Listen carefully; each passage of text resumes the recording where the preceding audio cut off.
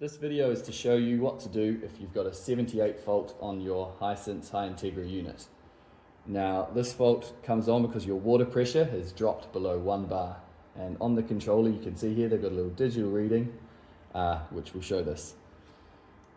So what you're going to need to do to clear this fault is top up your system using the filling loop. Now if you don't know where your filling loop is, your best bet is to speak to your plumber and they'll be able to talk you through the process.